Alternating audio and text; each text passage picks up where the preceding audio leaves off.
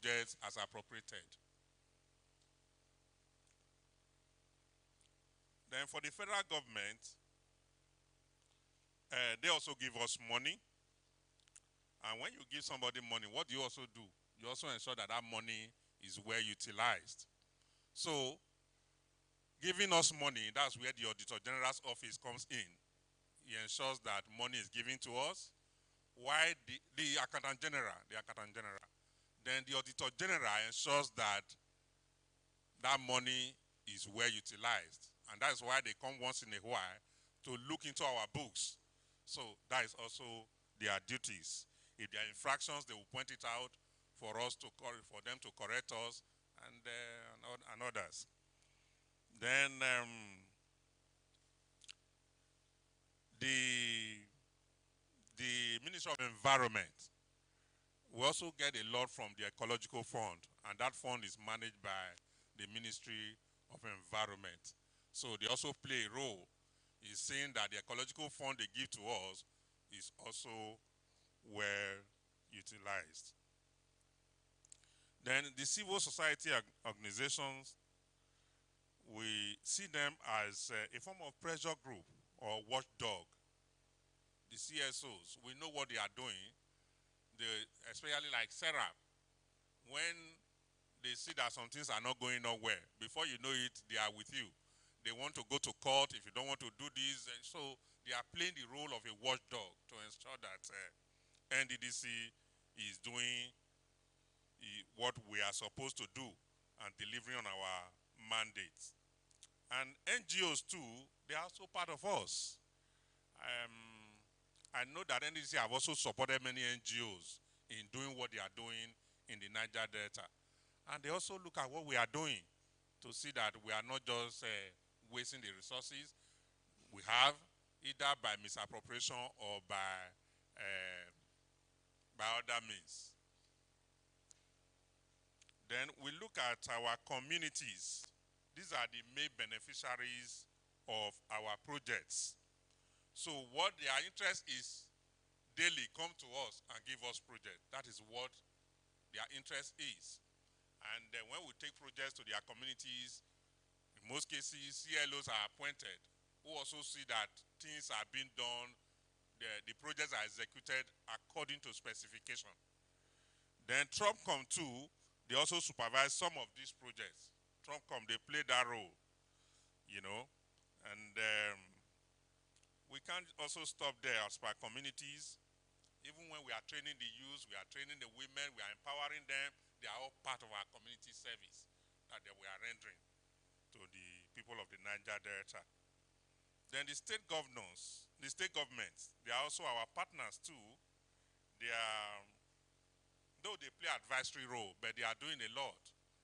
You go to, that is why when a new board comes, they visit the state governors, they want to get feedback from them, what they want from us, and as you are doing it, they will also be praising us. So that is the way that one is. So there's another group we have, this PSD, Partnership for Sustainable Development.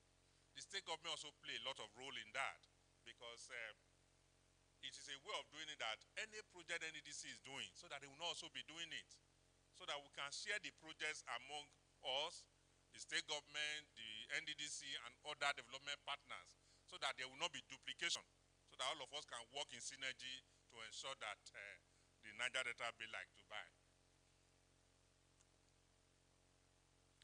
Then our contractors too, they render service to us by executing our projects and programs. And their interest too is that when they render this service to us, we should pay them for the service they have rendered. Then the staff, we are the executors of our program. We are the one that implements all our policies and programs. And the welfare of staff too, which is our interest. The welfare of staff should also be very paramount, you know, by the executive management, the board and management, taking the welfare of staff very paramount. That is our interest. If staff are not well taken care of, I don't think there will be any project that will be executed successfully, because a hungry man is an angry man. So staff are critical stakeholders in the chain of activities of the commission. So that's what we have from this group, and thank you very much.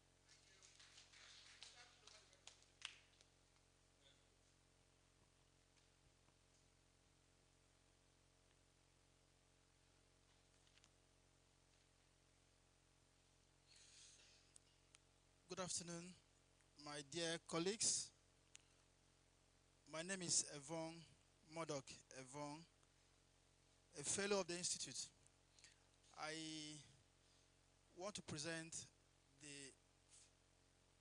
what the second group has put together. We identified 14 key stakeholders, 14 critical stakeholders, and it may not be in a particular order, but what I'll take mine and then I will explain the interest at once. So just follow me. Thank you. The first on the list is National Assembly. The National Assembly, as we all know, we have the House of Representatives and the Senate. And they all have committees on NDDC. Not Niger Delta, like my colleague had said. Committees on NDDC. They are the major stakeholders, critical stakeholders that looked into our budget, approve our budget, and then make recommendations to the plenary for appropriation. So they have interest. Their interest is they appropriate, they ensure we get our budget is released and sent to the president for accent and the implementation. They also have oversight. After that, they come around and see what they have asked us to do or they have approved that we do, whether we do it correctly. And they also make the laws. Recently, they amended the law of NDDC and then made amendments to the act. So they have a lot of interest, very heavy interest. The second is the state governors. The state governors that represent the state government. The state governors are members of the advisory committee of NDDC by law. So statutorily, they have the responsibility of ensuring that NDDC runs according to the law. So their interest is in cooperation, partnering with the commission to execute projects and do programs that will better the communities, that will enable NDDC to achieve its mandate. They also seek support from NDDC. The next are the local governments. Their interest, of course, nearly like the state governments, except that they are partners, just like my colleague mentioned, partners for sustainable development, the PSD Forum. The local governments are members of that partners. So we engage them when we have a large forum for development purposes. So their interest is that they should be engaged. Their interest is also like the state governments, that we do development in their community, in their domains, in their local governments. Then the next, we have the non-governmental organizations and the community-based organizations. Like my colleague mentioned, SERAP, that's correct, and there are several of them in the region. Their interest is inclusion, that we should include them and engage them and also support. They make proposals to us for support, funding, and all that, giving them platforms in which they can improve and then empower them also. We should consult them. That's their interest. They should be carried along so that, you know, they have a lot of, like our facilitator was talking about, the social media bloggers and all that. Most of these NGOs and CBOs, they have plenty of bloggers. They can carry negative news. They can propagate you depending on the level of engagement. They can sell you positively or negatively. So those that are interest. Then we have the federal government. The federal government, most critical in the federal government, we talk about the office of the Secretary to the Government of the Federation, the major stakeholder, then the office, the Minister of Niger Delta Affairs. The Minister of Niger Delta Affairs, he's the supervisor of the NDDC. So he's a critical stakeholder. And then the Ecological Fund is not domiciled in the Ministry of Environment. The Ecological Fund is domiciled in the office of the Secretary to the Government of the Federation. So let's take note of that. OSGF domiciles the Ecological Fund. So they are major stakeholders. And before now, remember, NDDC was supervised by them. So until now, there's still a relationship. Then we have the Office of the Accountant General that ensures that we are paid. Then we have the Office of the Auditor General that ensures that the payment we receive is justified, is properly, we get value for the money. And we have one critical stakeholder, the Revenue Mobilization, Allocation and Fiscal Committee, the REMFAC, is a critical stakeholder. In the new act amended, they are there, and they are now in the board of NDDC, meaning that they are the ones that allocate, that decides what we get. We learned that, of course, it is a public domain that NDDC allocation has been increased. So, courtesy of RMFAC, so we don't leave them out. They are the critical stakeholders. We have the oil and gas companies. Oil and gas companies are major because they are by law permitted or instructed to contribute a percentage of their annual budget to the commission. So when that is done, their interest is that the funds will be judicially expended, and that there will be peace in their operation territory, their domains, so that they can do their business without any security hitches. So that's their major interest, that there should be peace in their community so that business will move as expected without hindrance. Then we have the youth organizations, the NDYMs of this world, the Niger Delta Youth Council of this world. There are several of them. They are there as a voice. They come and seek for inclusion.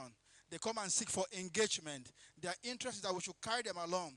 When we are doing, even in employment, they normally give them slots or projects or whatever we do. So their interest is that we should always involve them, include them, engage with them, support them, fund them, and empower them. And also ensure that we develop the region. That's like, they are like those checks and balances that we have. The youth organizations. We also have the women groups, similar interests. The women groups, inclusion. They want to be engaged. They want affirmative action. They want us to carry them along. Then it's to carry them along. Whatever we are doing for the male folk, female folk should also have. At times they're giving preferential treatment, because we even have a department of women in the commission. So with that, they feel that we should carry them along. We should engage them. They have interest that we should develop their communities, develop their children, and ensure there is all-round even development in the region. Then the staff of NDDC. The staff of NDDC are critical stakeholders, because without them, the machinery of NDDC cannot function. Our interest is that we have job security, that we are not afraid to do the right thing at the right time and speak true to power, and then our jobs will be kept. Our interest is that we should be paid good benefits, allowances, and good salaries as at when due. The interest is that we should have career progression. We should aspire to become the best we can be, the highest we can be. We should not be any segregation. The interest is that there should be equity and fairness in treatment as a staff of the commission. And then we have career enhancement. We have another stakeholder, contractors and vendors and consultants. Their own interest is that they should be patronized. They should be given their jobs. They should be paid when they have executed their projects and their contracts. And then they should also be engaged. We have another strong stakeholders, the traditional rulers.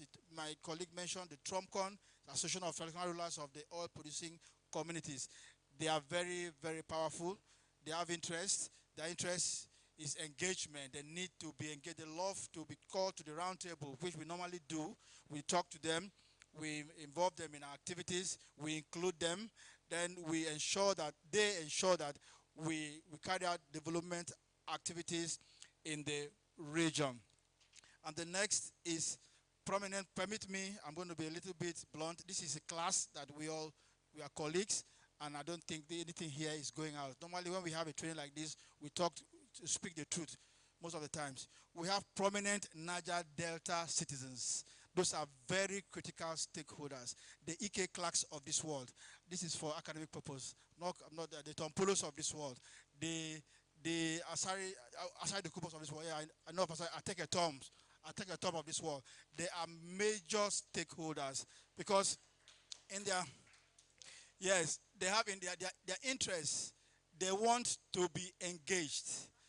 They want to be included in whatever NDDC is doing. They want patronage. Come and settle them once in a while. That's their interest. they want to be consulted. If you want to do anything that is the region that is good, if you don't see them, they will just scuttle it, or they know how to go about it. They call themselves, some of them call themselves ex-agitators, retired militants, generals. So they are very critical stakeholders. We always seek their input and interest when we are developing the region. So then the next is development partners. No, no, let me finish, please. One more, one more. Off the mic, off the mic.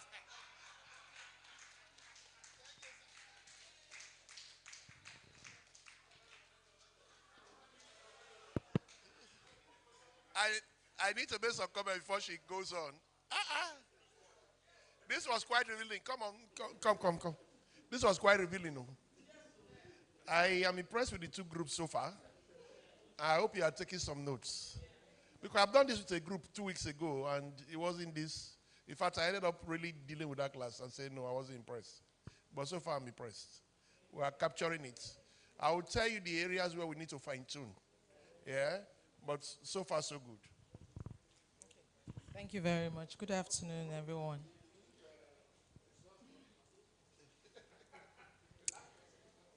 Good afternoon, everyone. My name is Emma Nachukuji, and I am representing Group 3. In light of the fact that we soon would like to leave very soon, I'll be very brief. For the stakeholders, we have identified the federal government.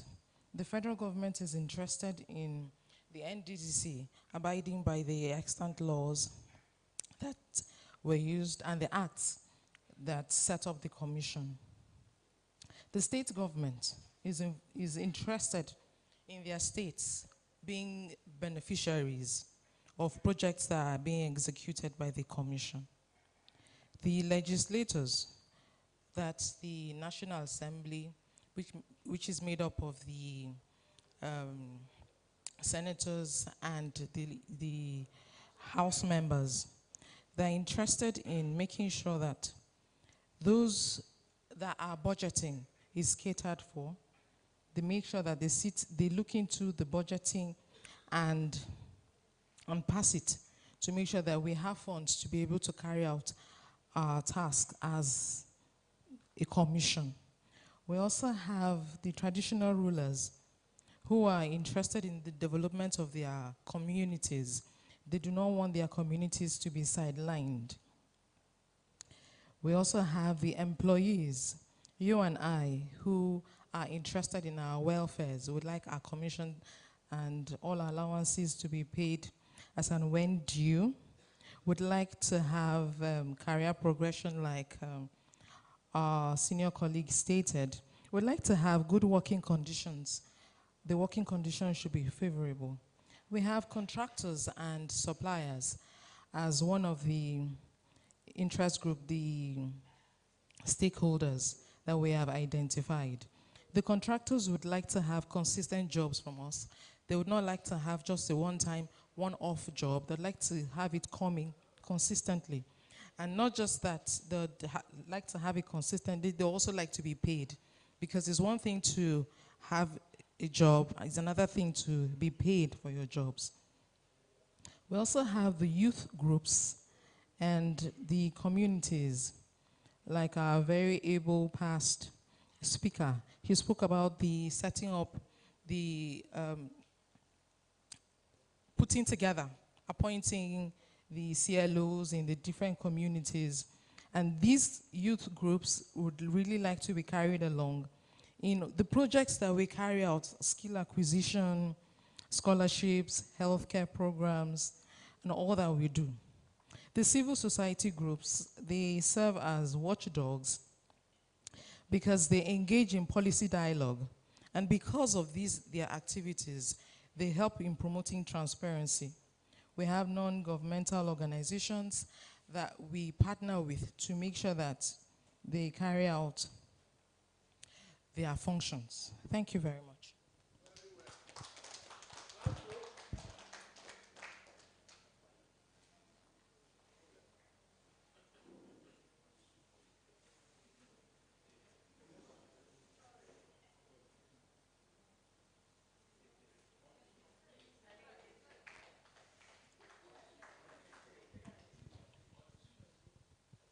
Good day, lecturer. Good day, everyone. I am Omasheye Boris Efemoyo. I'm representing Group 5. NDDC, who are we? So based on what we've just considered on our major stakeholders, we've identified them into two groups categorically, internally and externally. And we'll be highlighting a few because the speakers in the past have said so much. For the internally categorized major stakeholders, we have the minister, the board of members, the management, and staff. The minister, as we know, is a liaison between the presidency and the commission. As the name implies, Ministry of Niger Delta Affair. The minister's vested interest is our affair. What we need, he passes it to the presidency. So we complain to him, he complains to the president. And the president acts by giving him power, like a blank check, to do whatever he likes or do under the law. And then he passes these things back to the commission. Like our lecturer said, one way you engage, the equation, the result of engagement is action. So when there is no action, engagement is useless, isn't it? So when the president passes over veto power to the minister, he passes it to the commission, and we all go home smiling. Then a point to note for the board of members, we have members representing the geopolitical zones, and most especially the northern sphere of the country has 3 geopolitical zones: the northeast, the north central, and the northwest. These are having representatives in the board. Now you may wonder, why are they there? Nigeria is a federation. So though they in the north are just sand and dust, no offense given, but they want to know what is happening down south. And they want to also make contribution to the goose that lays the golden egg, because it's a federation. We all benefit from that part. So for that board, everybody comes together and puts their heads together to make sure the commission moves forward. Then for the externally categorized stakeholders, we have the communities. The NDDC is an interventionist agency. So communities' vested interest is development. How can we get our places developed? That is how they are stakeholders.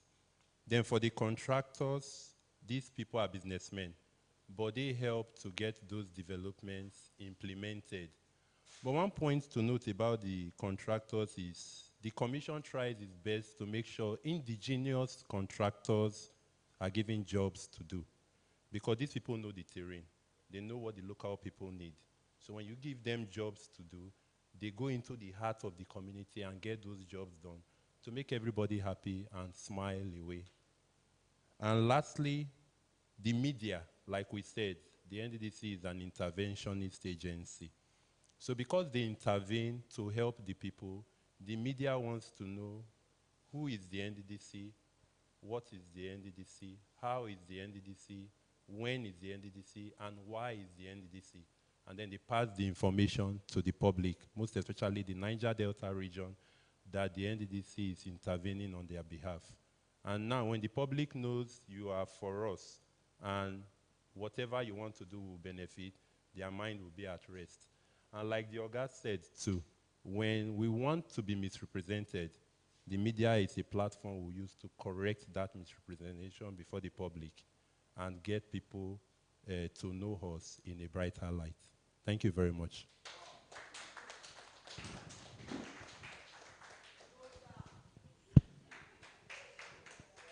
Let me thank you guys. You are really, in a way, you have actually enriched my own knowledge.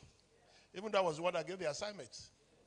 Because if I go with the full compilation that the last class did for me, yeah, after I had done some correction and all of that, I thought that was a very enriched document at the end of the day. But what you have done today is even much better. You guys have done better. You have done better. I've always known there are,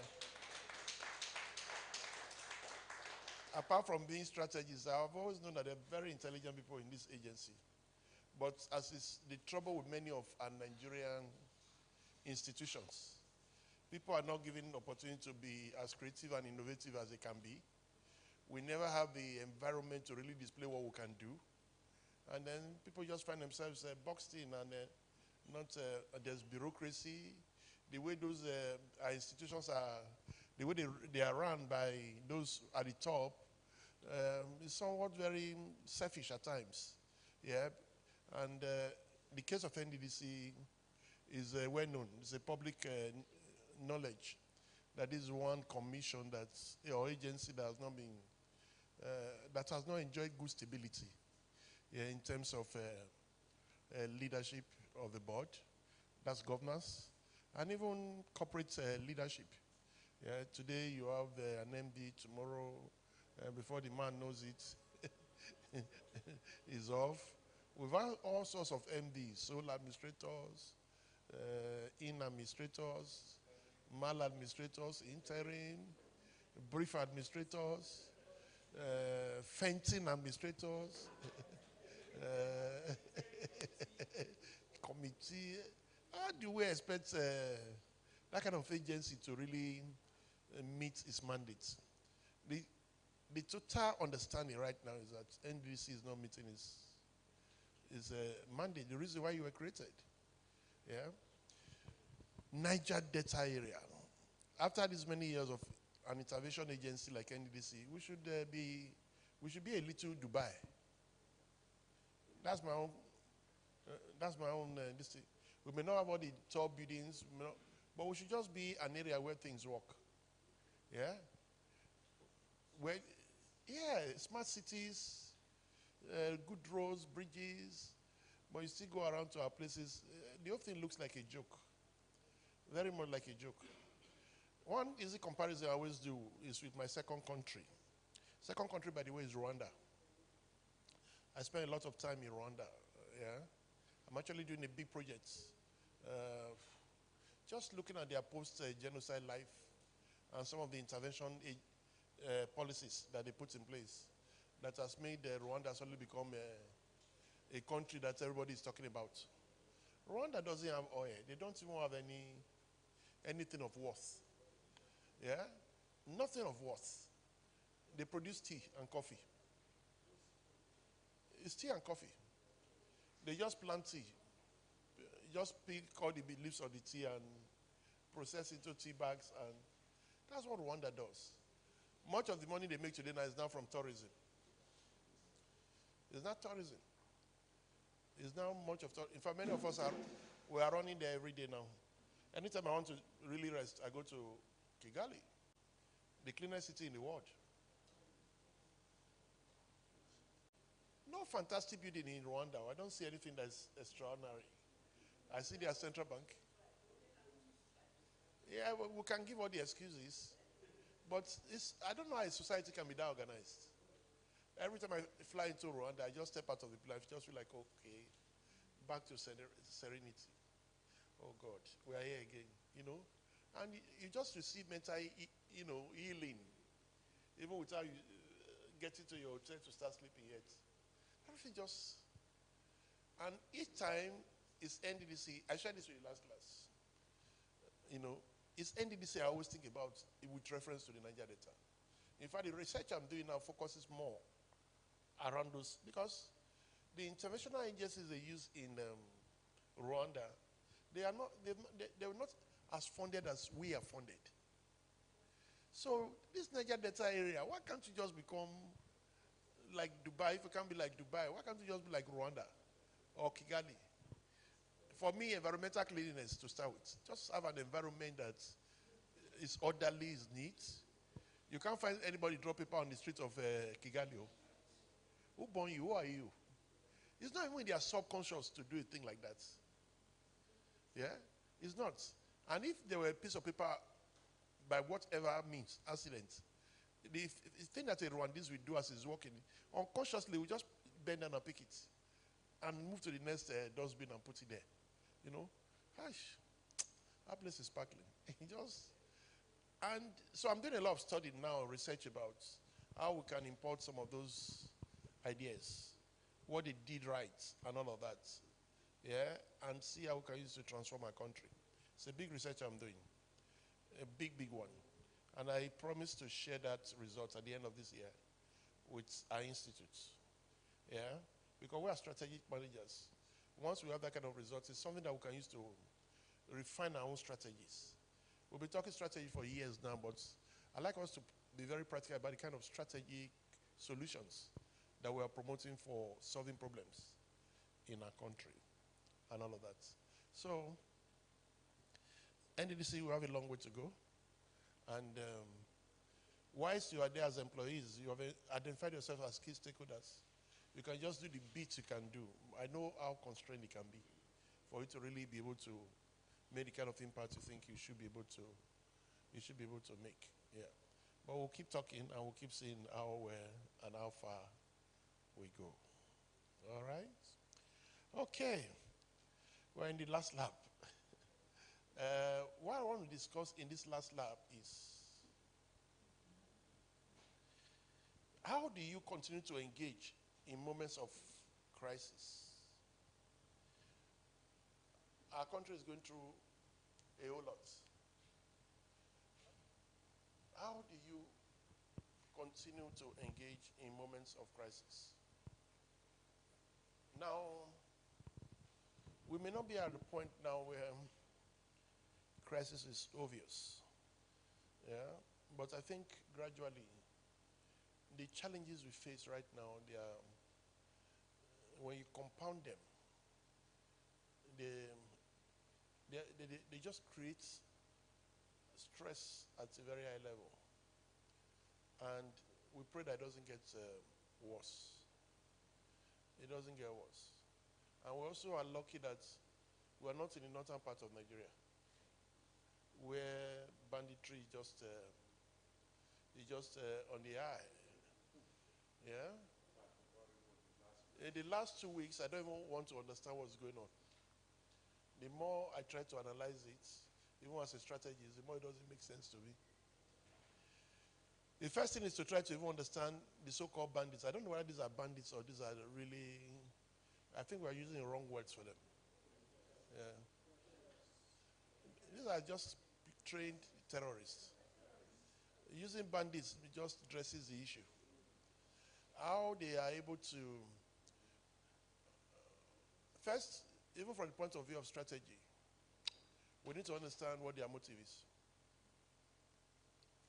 Yeah, because one of those incidents where government was talking about how they have made progress, they went to the bush, they just finished saying it. And the next morning, the people just came and just did what they had to do. Entered the village and just cleared everybody. The chief of army staff visited the Kaduna State governor yesterday and was talking about the children and saying, oh, don't worry. We are using kinetic and not kinetic approach. That thing has entered our lexicon. It has even entered our strategic language. And that they will ensure that the children are all returned safely, blah, blah, blah, blah, blah. They're working with all the other military formations to ensure that this kind of news goes down. And early this morning, the terrorists enter another Kaduna village. And this time, according to the councillor of the place, if you have listened to the early morning news, they were going from house to house. They were just freely going from house to house. Yeah? Okay, eventually the military intervened, and this is the one that gets tricky. The military intervened, but they went away with 40 people. So you ask yourself, what's the nature of intervention?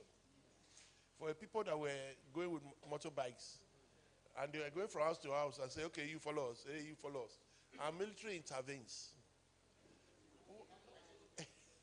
Through kinetic and non-kinetic. So, yes, Friday, please say something.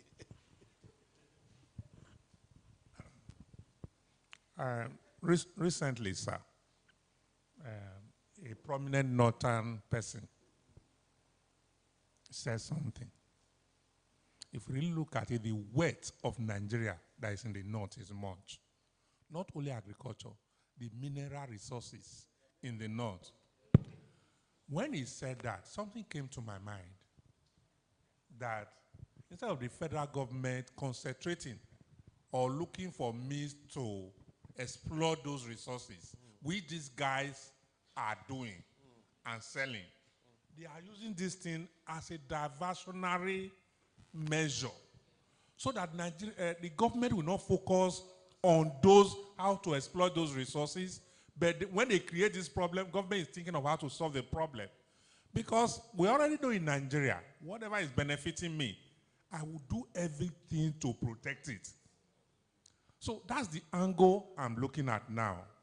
You know, one guy by my house was just saying it. I was hearing through my window 2 days ago. He said, now only Christian, they say they won't finish. They don't go Muslim town. They don't carry many of the Muslims now. From the so, mosque now. Though Christians are more of the victims anyway, but to me, I'm seeing it as a diversionary strategy for them to continue to, and they are agents to those people up there. These people are agents to them. From the weapons they give to, they use, from the sophisticated method of operation, they are agents to them. And those are the real guys benefiting from this exploration and selling it out. When they use them to create this problem, nobody look at the real issue again. That is my worry. That is the way I feel personally. Okay, now. so good. The example for me is, who do we talk to now? I want to bring it back to the class. I'm trying to bring it back to the class. Who do we engage with? Presidency engage with who?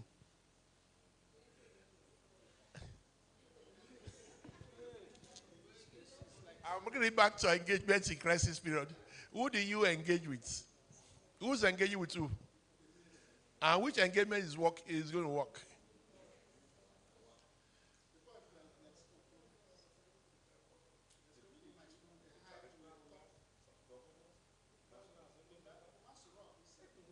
All of that has been happening now. The president has been meeting with service chiefs, meeting with Sultan of Sokoto and all of the people. So who's going to be engaging who now? And will engagement work? And if it will work, why has it not been deployed to get results?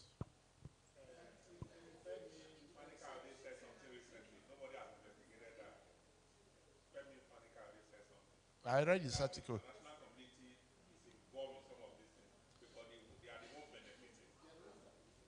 Okay, so let's assume that's correct. Sheikh Gumi says he should be allowed to engage and negotiate. In fact, let's use his word, to negotiate on behalf of government. And Nigerians said, no, we thought that this man is not even alive again. No, we are trying away opportunity to engage. I'm just trying to create a picture for you in your mind what happens during crisis time. We are not in crisis yet, but we could be in a crisis situation where stakeholders' interests are now totally abandoned and cannot be synergized. You know, in crisis moments, engagement becomes more difficult.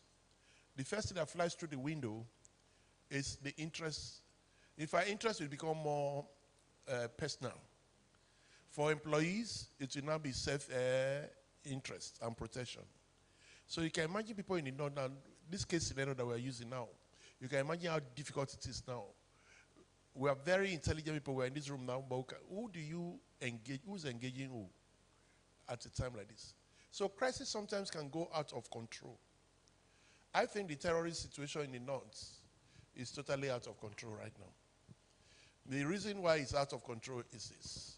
Government may have good intentions, they may be talking to equipping their military high command, they may be talking to everybody, they may be talking to traditional rulers, but it's not working. It's not working because, remember what we said in the morning time. Even for you to carry out good engagement, you have to have the resources. Is that what we said? Have you ever tried to match the number of policemen that we have in Nigeria, less than 400,000? In fact, many have even died now, so maybe they are around 300. 300,000. 300, maybe about 320, 330,000. Policing the whole country. And when there's crisis in Kajuru, which is some far place from the main epicenter, Kaduna, and all of that, you want reinforcement of the police.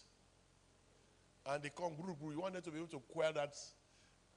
Are we not jokers from the point of view of strategy? Are we not just jokers? You have not provided for the resources to make engagement or make intervention possible. That's the first thing. There are many more things I'll say, but let me hear. Thank you, sir. Yeah.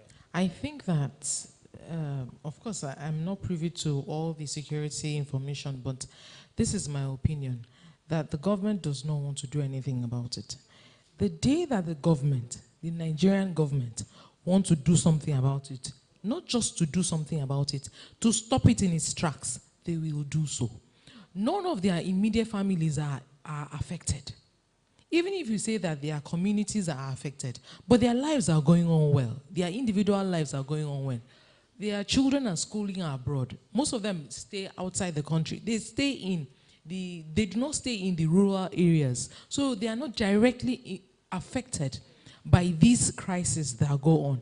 It is because they do not want to do something about it. It is this same Nigerian government that sends troops to other countries and they help to keep peace in those countries. Does it mean that the Nigerian government cannot keep peace within its own territories? I think that these people stay on land. They do not stay in water. And even if they stay on water, it is still within the confines of the country. So I do not know the map of Nigeria that is outside Nigeria that the government is not intelligent enough to be able to tackle it. So I am of the opinion that the government just don't want to do something about it. They don't want to stop it. The day that they want to stop it, they will stop it. Well, that's fine. That just shows that we have all come to the point of total despondency. When you hear a Nigerian talks like this, it means that, man, I'm tired. You're just tired. But the reality is this. There's nowhere a responsible government will just not want to do something about a situation. Now, the truth of the matter is, there may be a willingness to do something, but you don't have the capacity to do something. Do you realize that most of these terrorists we are talking about are not even Nigerians?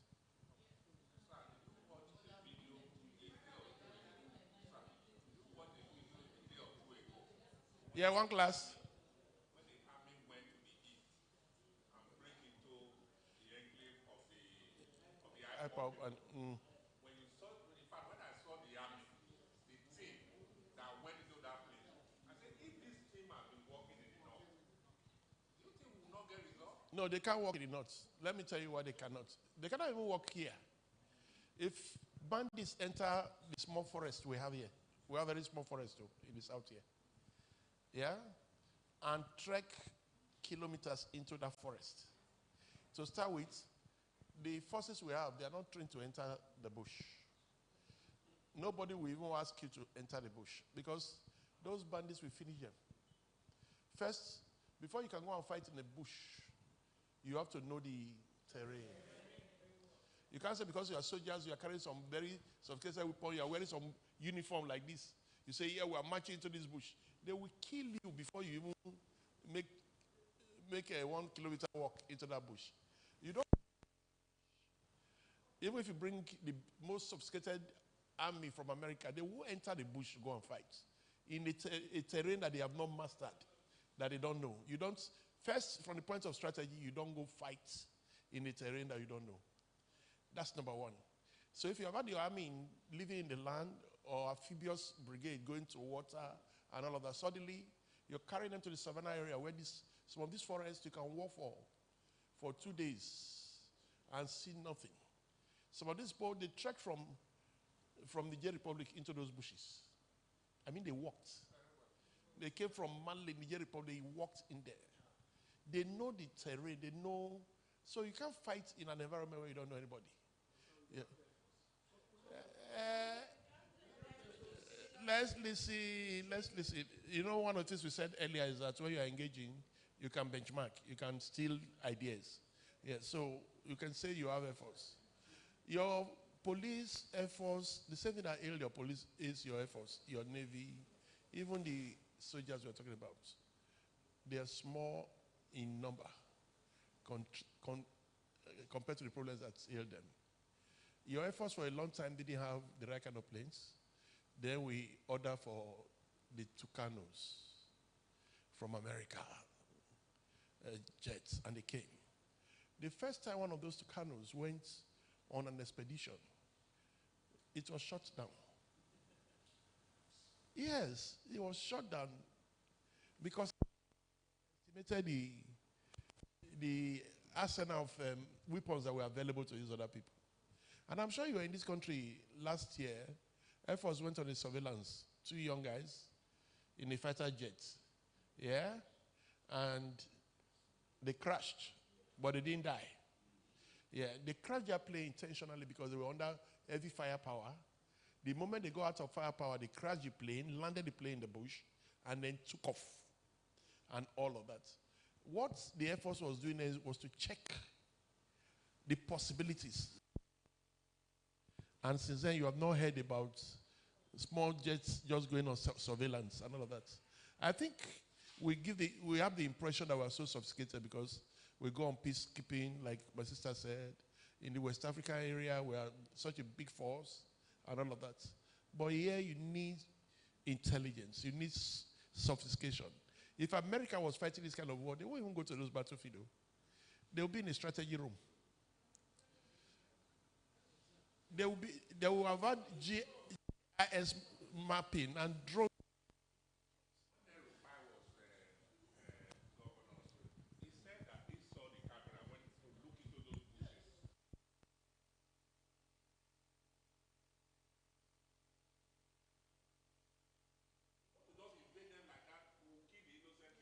That's another question. Are they not still seeing those people today? But that's the thing. You see, these people are very intelligent.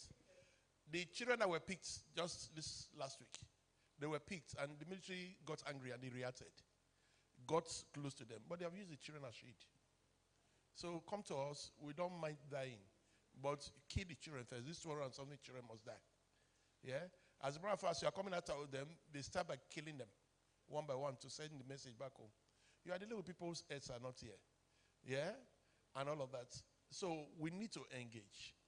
We need to engage. Who do we engage? Who do we talk to?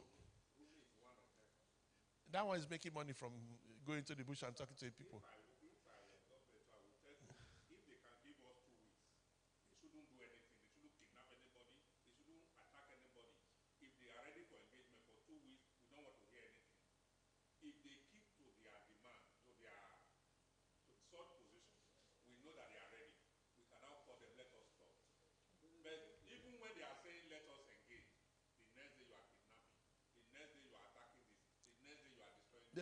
There's a golden rule.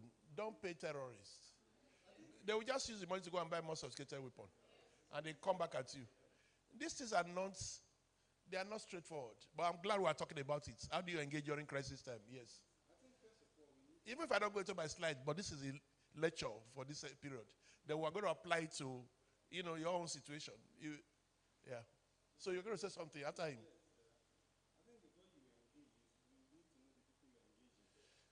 That's why I'm asking the question. Yeah, who do you engage? You need to identify a particular. The stakeholders. Let's use the word stakeholders now. because we keep hearing different stories about terrorists outside. Those people are not magicians or they are not spirits. We got to know that Binance was one of the agents they were used to finance all these things. Yeah, Binance may not know. Binance is not platform. It's not personalized to that point. But they don't deal with groups. Okay. These are, in short, the truth about the matter that we lack intelligence in this country. Because if you ask somebody which group went to this Kaduna engagement, they will tell you they don't know. But when we now say it looks like a joke, because I keep asking, if you want to engage the traditional rulers, what will you tell them? They don't have powers. They are all running for their dear lives too. They have gone to carry traditional rulers and their wives from palace, Abi, with their children, so there's no big deal. They only respected the Sultan of Sokoto. So we keep. The day they meet to enter his palace, they will enter. So we'll keep praying, because if we cannot engage human being, we pray to God. There are other factors. Nobody is even talking about the religious factor. Yeah? Okay, no, I say you will speak, then we'll go back. Okay, my contribution. The situation is quite tricky and complex. First, I don't expect that you engage a criminal. Let's look at the motive. Their motive, now, especially now, initially when they started, they used the Boko Haram, that is, say no to Western education and all that, as what they were, their motto. But now they're going into kidnapping for ransom. So it's criminal. And we hear and we read that most of those areas under attack, especially in the middle belt, Plateau, Benue, and all that, is due to availability of resources beneath. So they come and exterminate the community, chase them away, take possession. Land grabbing, all those are crimes against humanity. So engagement may not give us good result at the end of the day, or we apply a dual approach. If they are sincere, identified groups with a face, like in those days, if there's a bomb, even abroad, a group, Al-Qaeda will say, we did it. Yeah, Hezbollah will say, we did it. So there's a face. We engage them. But these guys now, they are splintered all over the place. They are so much faceless. Nobody has been able to take responsibility so that we can even engage them. So they are terrorists, they are criminals. We should go back to the strategy room and build capacity for intelligence, build capacity for attack, not for defense. Let's just take the war to their own domain and secure. Let's improve, like we've said, inadequate personnel in the forces. Of course, it's going to be a long-term plan, recruitment, training, especially in intelligence, because AI is here. We shouldn't be sitting back while the world is advancing. We should put our thinking caps on. It's a very serious business. Thank you. Thank you. Please take the microphone to the them at the back. You raised a very fundamental point about we are dealing with space-star groups. Yeah, and no face to those groups. There are many, no leadership in most cases. Some are just even ragtag army, having fun, knowing that, in Nigeria, you can actually go and kidnap people and make money. So they just band themselves together, get all the money they can get, buy weapons from Libya and all of that, enter the bush of Nigeria, and work has started. It's business. Yeah. So who are you talking to? Yes, let's hear the voice from the back. I had watched a movie, Black Hawk Down, about the troubles in Mogadishu. In Mogadishu, yeah. Good. And it was an eye-opener. I noticed two things. Apart from the fact that the guerrilla groups in Mogadishu were faceless, like Oga said, their strategy of attacking was also civilianized. Imagine as you are dressed now, but you're a military man. Nobody would see you as a military man. So nobody would think of defending themselves in your presence. You hit and run into the crowd. You come out, you hit and run into the crowd. And when they know you run into the crowd, they can't do anything because, like you said, you've used the crowd as a shield.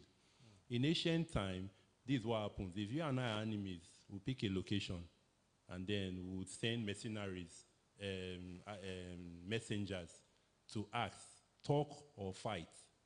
If we can talk, like Jesus said, count the cost. If I want to fight you and you have 10,000 soldiers, I have 1,000, I'll call you and tell you, let's make peace. Because I know you will defeat me. But if I know I have 1 million soldiers, I'll tell you where be the location where we'll meet. That one is conventional warfare. But in Nigeria, it's not conventional warfare. And it confuses you when your opponent is not fighting conventionally. Hits, runs into the crowd, comes out, hits, run into the crowd. So that is another reason why the government cannot engage them, to either talk or fight. But if they were an army that is an entity that is tangible. You can hold on to them and quickly recognize them.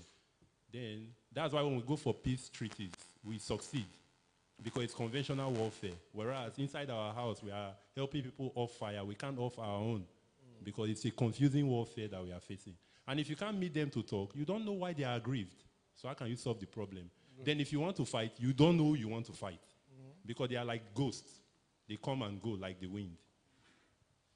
Great points, great points. I think it was Lina that said earlier that we're not like people in Rwanda with 2 tribes. We have very many tribes. Yeah? And I just raised the factor of religion, which many of you haven't really looked into.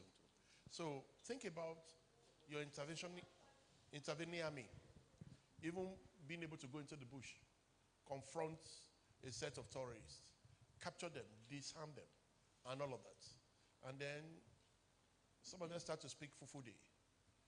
Another group start to speak Hausa. The first thing you ask yourself is, the troop you sent into that bush, how loyal are they to the Nigerian cause? At what point do they say, these are my brothers. I'm not going to be here and allow them to be killed or shot at and all of that. And once you have that strategy, no matter the amount of strategy you have, it will fail. So even the Nigerian troop are people who do not understand Hausa and Fufude. They will then begin to, they are talking already, and you are at loss. And just think if the commander of that troop is on this side, what can you get out of that situation? Don't go there yet. Not in this class. We will discuss that in this class. Just one word. Yeah. Intelligent gathering. Yeah, intelligence. We've not actually looked into that. I think that is the main thing. And the north, we are solving one problem, we are creating more. We are looking at state policing. We are now forming different vigilante groups. Who are we using as this? Who are we recruiting? We have a vigilante group in Kaduna. Who are the major groups that have been recruited? The major tribes that have been recruited? People from Isba police, the Islamic police. So when they come in, what would they do? Is to protect the interests of their brothers. How do you decommission their mind?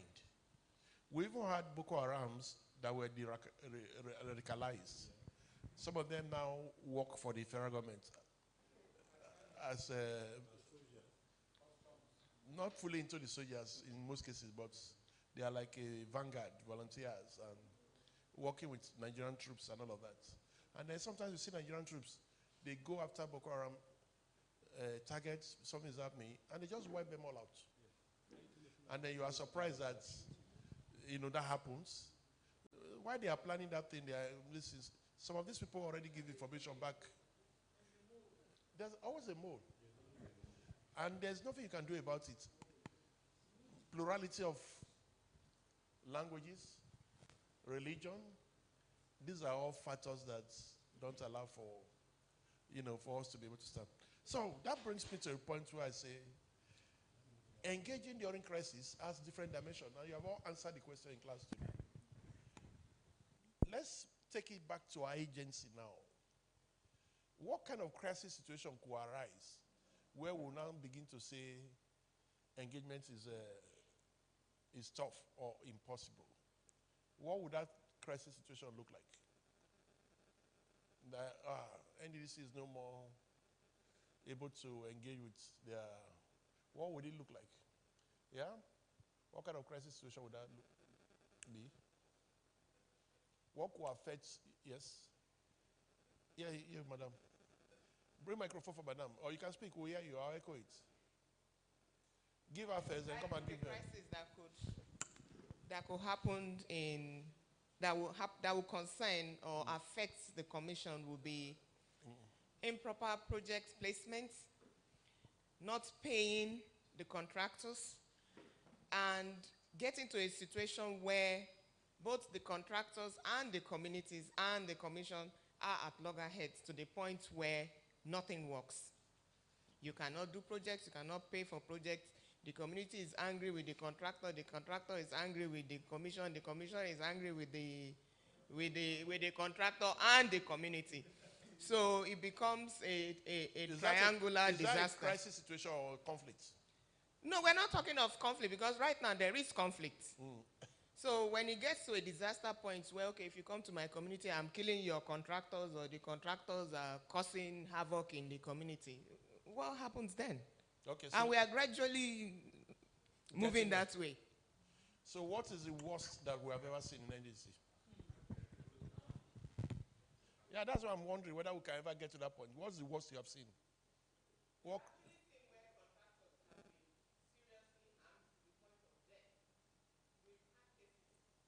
Okay. Okay. So, how is that the worst crisis situation you have seen? How did you come out of it? How were you able to engage in that situation? Because it's not a situation where you cannot engage. Huh?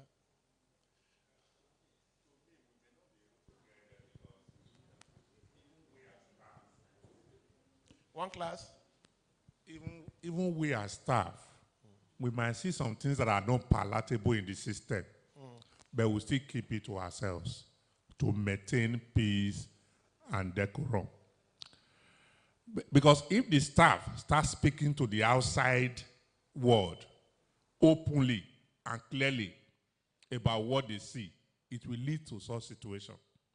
Because why we have not gotten there is that those out there don't have enough information about what is happening in the system. If you know, you must keep peace in where you are. You wouldn't want crisis, so that you also still be getting your own daily bread. Because if that information continue to go out like that, it will get to that crisis situation.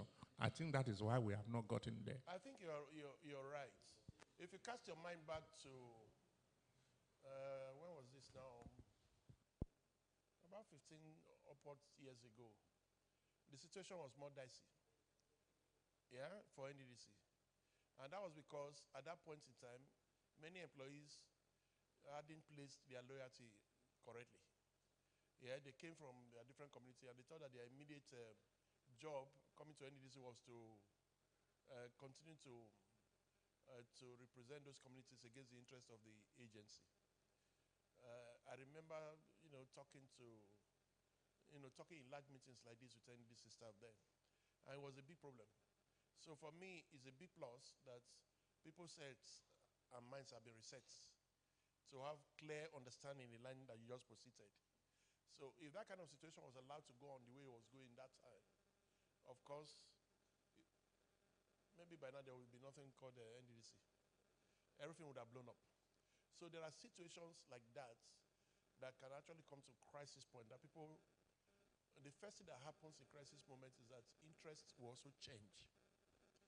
Yeah, the direction of, you are doing exercise now, the interest of this producer, the interest of every of those stakeholders will just change. Because everybody knows that, it's everyone for himself, God for, that will be the situation. The first thing that happens is interest. The second thing is that there will be cross interests. Yeah, and that's the point she was trying to analyze. You will find that people will then begin to form alliances. Stakeholders' interests will now begin to merge in different directions. You have stakeholders that are now agreeing that they used to agree before. When you see contractor, community, traditional rulers coming together, you know that they don't break, They don't break. There's a new, and that's what happens in moments of crisis. New interest groups will spring up and all of that. And that must change the way we then begin to approach engagements. Yeah? It must change the way we begin to approach engagements. It cannot be like, what we're talking about in the morning was like peacetime. Everything is going well. You start talking about, what's a plan like? What of when you don't remember when there was a plan or you had no chance to do a plan? And it's an emergency situation. You have to be prepared to keep the engagement going. It's just that the strategy to engagement will change, as the case may be. Yeah? Okay. Okay, so it doesn't look like I didn't go through my slides. Let me run through the slides for about 10 minutes. And because I see some of you looking at time. This man, it doesn't know that it's 2 o'clock. I'm also very time conscious. Okay, so stakeholders engagement in crisis moments. How do we still get results? How do we achieve results? So what we're talking about, therefore, is basically stakeholder management and crisis management. That's what it is. That's what the same skills that you need to manage crisis is the same that you will require to then begin to engage with stakeholders at that time. So the issue we are discussing is just what it is, stakeholders management versus crisis management. You remember the iceberg. The iceberg is a very interesting phenomenon. It's a phenomenon that talks about what we can see, that we can deal with, and what we cannot see. So even in normal times, there crises, conflicts that are already beginning to crisis. There will be discontent, things that we are not seeing or we don't take notice of below the water. And so we tend to deal with all the issues that we understand, that we know above the water. But when you deal with stakeholders, you have to be very, very conscious of the fact that there could be hidden feelings. There could be, those things some things that are dangerous, let's put it, that can become dangerous over time. Yeah? So it's very, very clear that in dealing with the commonalities that we deal with, always bear in mind that there are hidden situations that may result. How do you test that? It's by lighting a fire when there's no need for it. If there's no gas out and you light a fire, what will happen to it will die off over time. So never be afraid in peacetime to light a fire. Just find out what's going on. So the account she gave was a very good one. That's why I asked the question, what's the worst case scenario that we've ever seen? So we have a good history now to say it can't get worse than this. Yeah? But that's not an excuse to continue to disregard our stakeholders, because it could get worse than that. We could always say, well, anytime the community makes trouble, we normally have the traditional rulers rein them in, or we send security forces after. It could get worse than that. And we have analyzed what can bring that about. If they all become friends.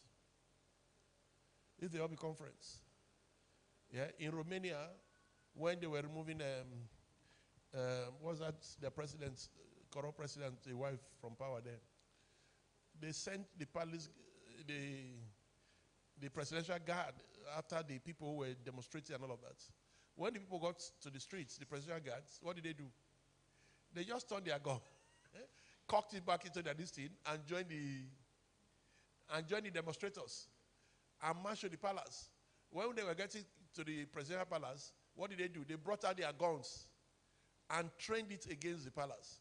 Then the president knew that the battle was over. So sometimes things change very fast.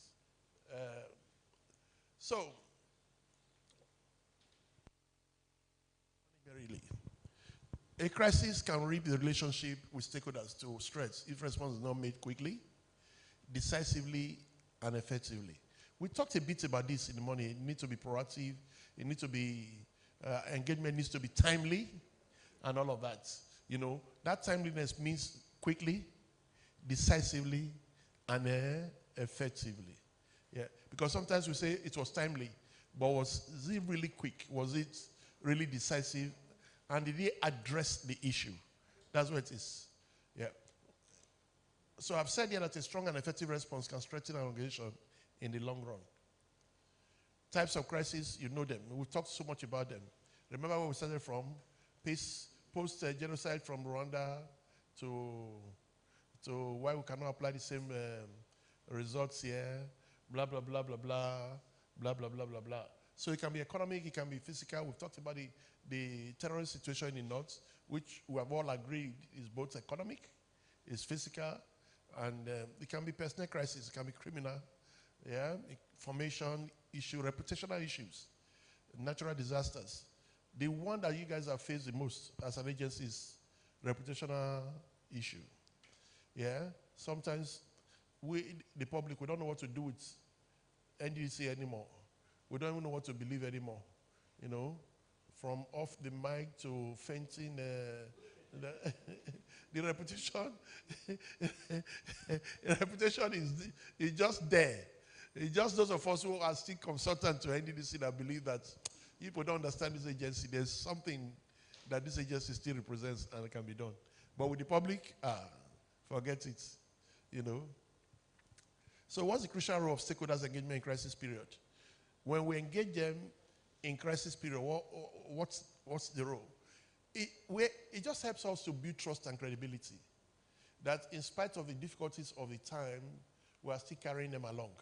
And that's as a way of raising the interest, the stake of every stakeholder to know that, well, this organization is something that we can continue to give our time to. It provides valuable insights and perspectives because it's an unusual situation. Engaging them in dialogue allows organizations to tap into this knowledge and make more informed choices. And a stakeholder engagement plan can aid in developing effective crisis. So you need 8 stakeholders and engagement plan all of the time, which can then become flexible to deal with crisis situation. But what are the challenges? The first one is conflicting interests, and I've analyzed that for you. Interests will then become shifted, conflicted, and then aggregated. You know, limited resources. We've used the situation in the north to describe how limited resources can aggravate a crisis situation. Using the Nigerian example, yeah. Of course, what happens in that north will affect the resources available to the federal government. If the federal government decides to go decisively over the terrorist situation in the north, then nothing else will happen. Even NDC will not get their budgetary allocation anymore. Because how much do we have now that want to use to face that situation? You still have to cater for other needs in the country. There's always need for swift decision making and more. That's what happens. You must make decisions, keep making decisions. Even if those decisions are not producing the results you expect, just keep at it. Yeah? But these challenges can be mitigated by being proactive in our planning and implementation. So we have to always think proactively. Have an engagement plan that foresees the future, that's able to do things. We should establish clear communication protocols. Yeah? I didn't just say communication lines, protocols, because sometimes communication lines don't work during crisis period. But once you build relationship that enhances communication, like you can then begin to explore some of those things, informal relationship and all of that during crisis. Define roles and responsibilities. What people do during crisis is different from normal times. People who have to take on, additional responsibility, do things differently. Conduct scenario-based training, and in other words, practice what you would do when there's a crisis. What do we do? And that's why this training is good. And here we're talking more about strategy and all of that. Regularly reassess and update your stakeholder engagement strategies based on feedback and changing circumstances. Always look at it. Things are getting to be more agitated in our environment. What do we do? So what are the rules in a crisis situation for engaging? Don't wait. Don't run from the truth. Don't say it will not happen. It cannot happen. Nigerians, they can say something, say, not in this country. There are so many things they say cannot happen. They are happening now. So many things they say, no, it cannot happen. It's not that bad. It cannot happen. It's happening. Well, in the case of the dollar, it's different. Let's be honest. We all contribute to that. You're not producing anything. You want your dollar to be going up. Yeah. The one that asks me about dollar now is, these French neighbors we used to have, Sefa, that used to come to Balogu market to buy all our things, and, they will not come more because now they have a better value. They don't produce anything. They don't import anything in those countries. They just rely on Nigeria. Now, how can you say Sefa that used to be like paper? So, to our currency. And those West Africans look at us like, these Nigerians, they don't know what they enjoy. You know? In fact, Nigeria is an object of jealousy across Africa. It's not only in the West African region. No. It's not only in the West African region. Object of jealousy. I was praising Rwanda just now. If you see the way Rwandese love Nigerians, they only love us for one thing. They just love us that, man, these guys, you are rich. You walk in money. My consultant friends in Rwanda, they never stop to amaze me. Yeah, I'm going on the 2nd of April. Once they just come to the airport to wait for, they'll say, bros, how is Lagos? What did you bring? They just believe that every Nigerian that will pick money on the ground, that we are so rich. They say, oh yeah. I remember going on a trip with some of them to Burundi from Kigali. And to just do some exploration, find out some things one could. Man, when they got to Burundi, they didn't prepare my mind for what happened. When I got there, it was looking like I was the president of Nigeria in Burundi. Just to introduce me and say, well, this is a big consultant from Nigeria. They went on and on and on and on and on. They were talking to a minister in Burundi. They finished introducing me. The minister said, no, there's too much for me. This is too much for me. I would call the vice president. We'll see him tomorrow. That's how I found myself talking with the vice president the next day. On what? I don't understand. On a matter that I don't know. The Rwandese had actually planned me in without me knowing. So for them, I was like a demigod that had just come. And not sufficient engagement. You know? It was later I discovered that they had their interests. I was supposed to be the man that would help them talk through those interests. Because every Burundi would believe a Nigerian consultant. A Nigerian consultant? Who is even a doctor, someone say, They say he has a PhD in this, he's a strategist, he's a this. When they finished my own introduction, I was still sitting. I didn't know they were talking about me. They could just worship. But now I'm going back. I've been so scared. Because the way they talk to me on the phone, why you coming? Why you come? I am asking myself. Now they know that my currency is now useless. We used to fight. Our currency was, their currency is very stable. It's 1,250. Can be 1,003 to the dollar. And so, as the time we went last year, we were doing 500, 600 and something and all of that. They said, you guys are getting twice what we are. What kind of thing is this? Now, we are doing 1.6 as I said yesterday. And they are still at 1.2. So I don't know how they are going to. It looks like I'm the one that will now be asking them to give me money. Our situations can change so fast. So, don't run away from the truth. This is how bad the situation is. We face it. Don't run away from challenging situations. Don't hide. All you need to do is to change your approach and your tools. Yeah? Develop a plan with dealing with threats to engagement. Form a crisis management team. Learn from experience and then go technology. When we're talking about the situation in North, I was so impressed. Everybody say information gathering, blah, blah, blah. And that's the point I want to show to us, that you cannot fight it in a direct kinetic approach. You got to employ some non-kinetic approach to the situation. It's not by sending many to the bush. They will finish all your troops. So. It's not by how sophisticated your weapon is. That could be a factor. But what kind of weapon? What does the weapon do? Yeah? You need a situation room. You need a crisis management team. You need a team of experts who will sit and everybody bring in different perspectives and inputs, as it were. But technology will always help. So be first, be right, and be credible. That's what makes for good engagement. Be right. Be first, be right, and then be credible. Being credible just means being open. Yeah, even in crisis situations, you're still telling the truth, and you're still able to push you for the kind of results that you want. So, Stakeholders engagement is a critical component of crisis management. In other words, as you engage, be prepared for crisis. Be prepared for misunderstanding. We said so in the morning session. Be prepared for people misrepresenting you. I was glad when that group talked about it again and how to mitigate that. Just be prepared. There's no big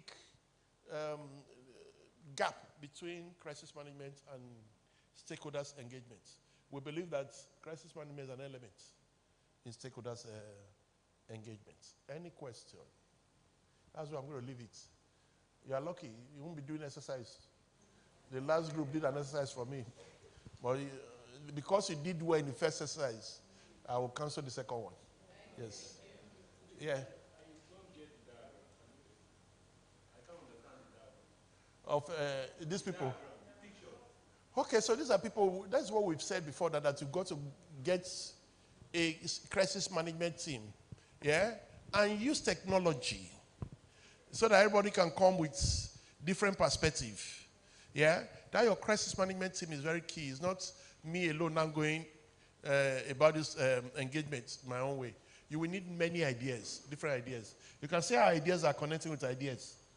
Ideas are connected with ideas. That's what you need to get out of a crisis situation. Yeah. Any other question? Okay. Let's be, yeah.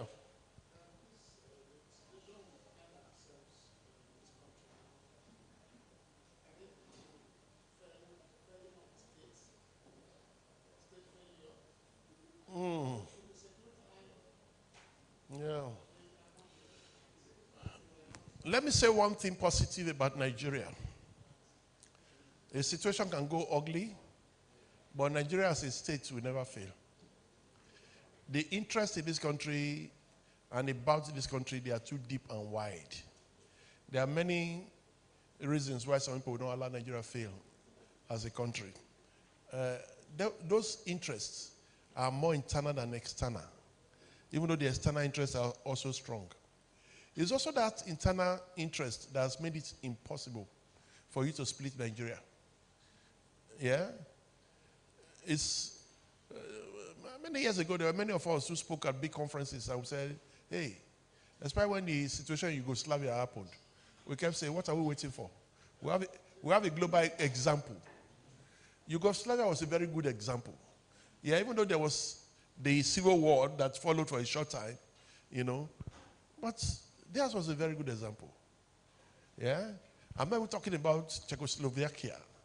The Czech and Slovakia just went like they never ever existed. But those were small entities. Landmass, like half of River State as a country, having boundary with the other Yugoslavia area. So but from Yugoslavia, you saw how many countries, just Serbia, Croatia. But you remember that the Croats and the Serbs, they fought. Yeah, they did. And they almost drew the world into that fight. What saved that situation is that they didn't have anything that the world was interested in. The moment you do that kind of thing in Nigeria, people, they'll take their position here. Everyone will come and take position. You have gold in this country. You have oil, you have gas. One of the deepest gas reserves in the world. And we're even talking about clean gas.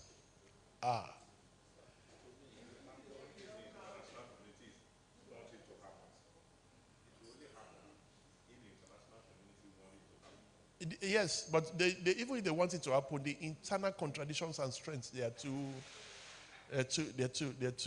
big to let go. You think someone like, let me not mention names here. No. Let's not look at it. No, it's not good. It's political.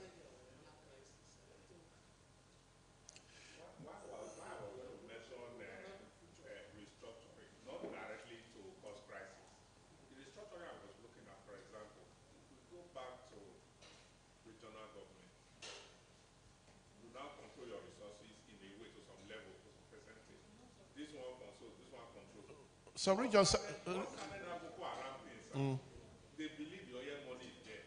We can always use to solve a crisis. Okay, so we've gone beyond that now. The leaders of the Northeast now know that they are on their own.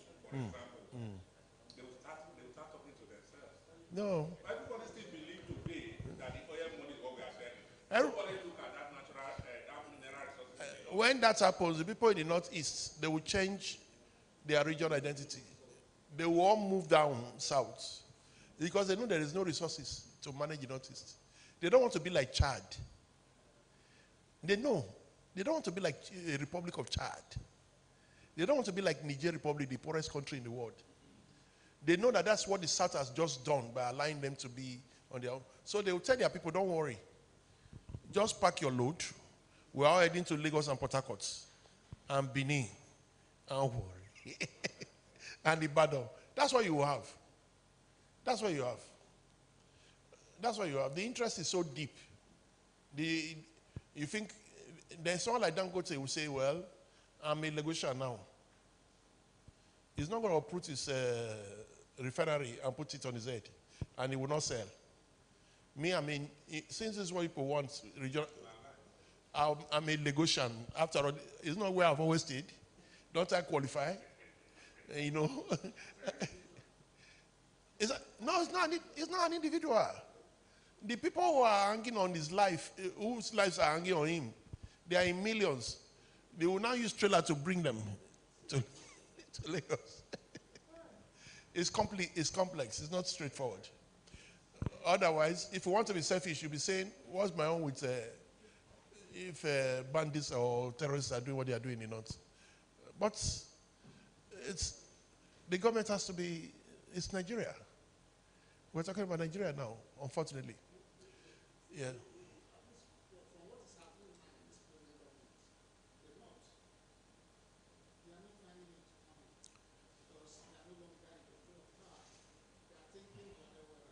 No, the North is more, they are more reasonable when it comes to power than the South.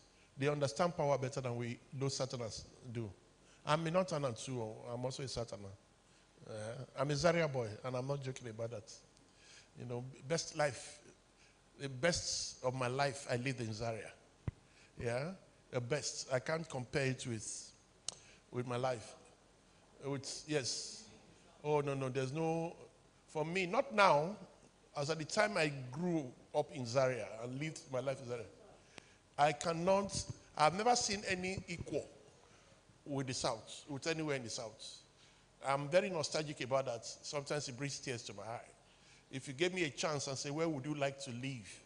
And I'll go back to somewhere like Zaria, but just give me those same kind of people that we were together. That's the problem.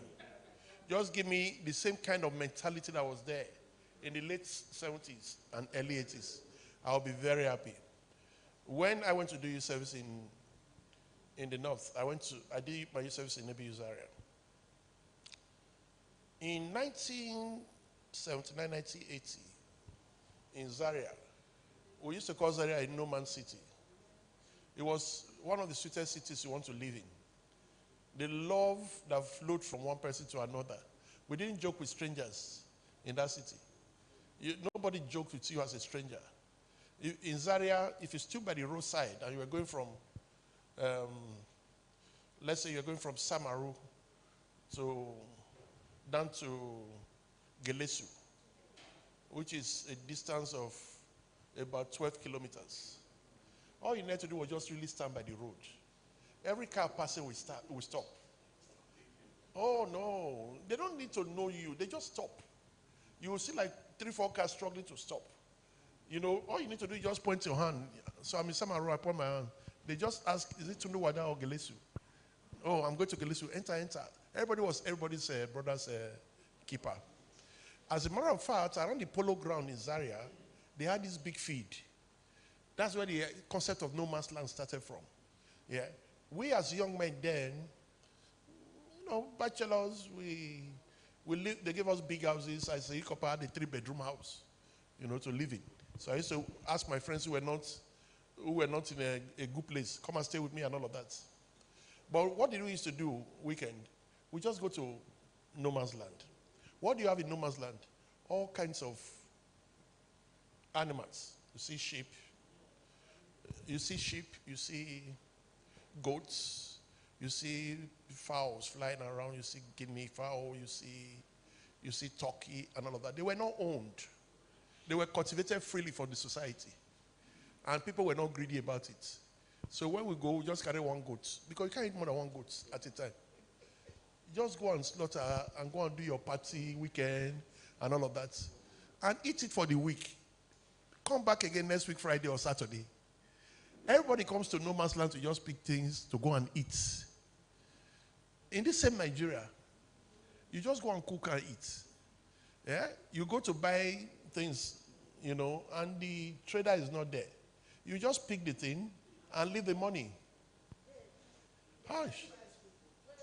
You just leave the money there. I knew what bucket, you know, this bucket of tomatoes, how much it cost. There, maybe, was it 20 kobo or something? When you just finish, you just leave the money there. You don't need to see the woman. She doesn't need to see you. And those stores were left open overnight. Nobody went there to steal. It was made for those who wanted to shop late in the night. You go there and just drop your money, carry your stuff. They labeled it, and you went home. Why would I not love that kind of city? Why would I not dream that kind of city back to reality? Nobody was hungry in Zaria. You never saw anybody saying, I'm hungry, I'm not eating. It's not possible. People will just, they wait, they give you food. You go to Shagalinku to eat, which was highbrow restaurant. We all sat on the ground, whether we were governor, blah, blah, blah. Yeah? And then we all ate, and we just, and you probably can't pay. The next person is paying for you. It was, nobody put it in everybody's, but that's the way Zaria was. And it's something to commend. It's something that we can go back to. So that's why it's difficult to separate us. You can't tell us now that there are some of us who are Southerners, but we are Northerners. I'm a Northerner in orientation, though. My best friends and closest friends are from the North.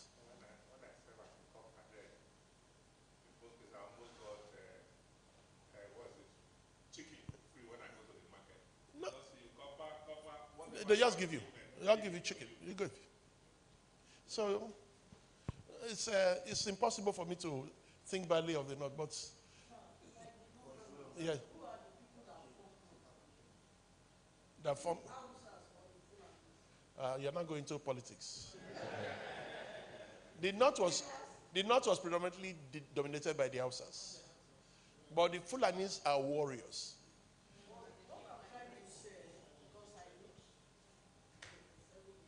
Only. Yeah. They are friendly. Like Sokoto State. That is what is happening now. We don't quickly recognize what is going to happen to them. Because during that time, Usman Danfodio was fighting them. And if you see Sokoto State now, it's Fulani that is there. Yeah. And that is why they are coming more to fight the Northerners. When I went to the North, sorry. When I stay in the North, I stay in the barrack, army barrack. Okay. Which city was this? Sokoto State. Oh, you're in Sokoto, okay. We're in Sokoto City. Not city, the local government, that is Zuru and Yaouri. Okay, Zuru was, that's a Christian area now. But there are more Muslims there. When I went there, we buy chicken, live chicken at times 2 naira. Even they will just give you, carry and go. No, but you are trying to show that there's the Fulanis are wicked, outsiders are yes. No, you are wrong. I can never agree with you. It's the Fulanis. Hausas, they are friendly. Fulanis were very friendly people. No, I remember when I was going to. No, you have to draw a line between Fulanis who became Nigerians and Fulanis who come from outside. Okay. There are two different kinds of Fulanis. Yeah.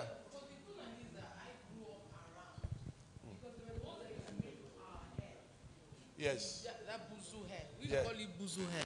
So they're the ones that used to come around and make our hair, then we'll buy fura denono from them.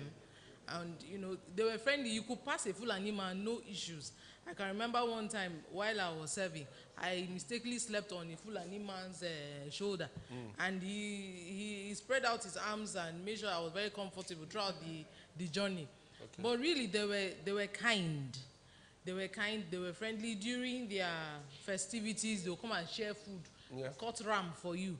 So it was fine. It was peace.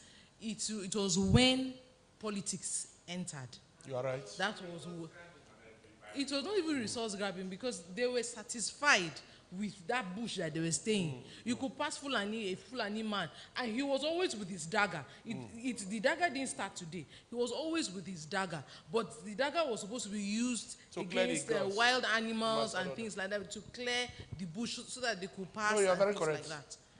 But they were fine. It was when politics entered that things spoiled. Correct. Anymore. Okay, so let's leave it at this point. It was good talking with you. Let me leave my number with you. It's very important. You want to continue the dialogue, particularly if you want to come with us to Rwanda on the 2nd of April, contact me. In the last class, about 5 people signed on to come. They are coming along. 080 3341 6633. Okay, my name is Reverend Dr. Collins Edebiri. Collins Edebiri. All right. Okay, clap for me now. You didn't clap well for me. Thank you very much. I've enjoyed this class. All right, ladies and gentlemen, thank you. Let's give another clap to Pastor Collins. Well, he has just given you his number. If there's anybody at the institute level and at a personal level that if you want to, if you're interested in the Rwanda project trip that they're going, if there's only one person that we can recommend, personally and at the institute level, is Pastor Collins. He will make sure that you are comfortable in the trip and nobody will take advantage of you, whether economically or otherwise. So please, if you are interested, you can see him. And then at the institute level, we are not taking any trip to Rwanda for now. So, but if you want to join him and his group, that is approved by our chapter. Yes, sir. Thank you very much. All right, ladies and gentlemen, it's been a wonderful time, and I'm sure this class is one of the most interesting classes we're going to have. Tomorrow we'll be having, we're supposed to have,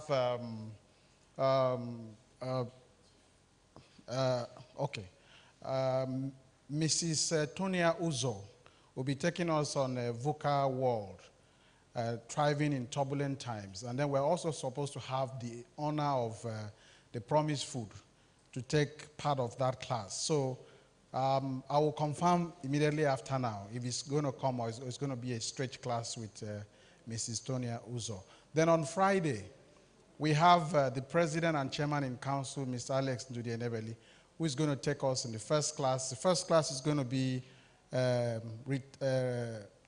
retirement scenario, scaling the hurdles. For those of us who are, it's not just for those who are preparing to retire. In fact, the last class was an eye-opener for most younger staff of the commission who just got in.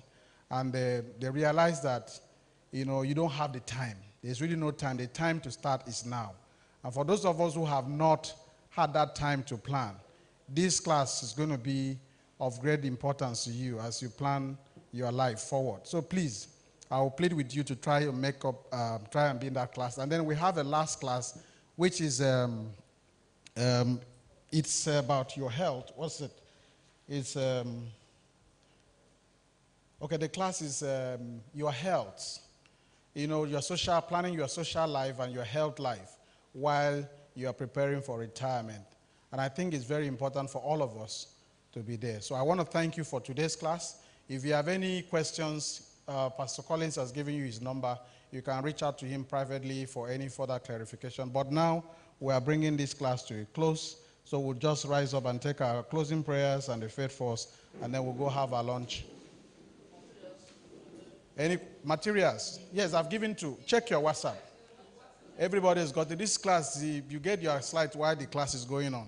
The other people, I'm still owing them their material. So I'll have to find out the time and send. Yes, a special class. And you get your certificate by Friday inside the class for all the sessions that you've attended. We're sending it to your WhatsApp, and it's coded. Anybody can scan your certificate to confirm if you have actually been in the class. Nobody can fake it. So for those people who didn't come, I'm going to charge them small. Listen to me. All right, ladies and gentlemen, thank you very much. Okay, 1, 2, go. O God of creation, direct our noble cause. Guide our leaders right. Help our youth the truth to know. In love and honesty to grow and live in just and true.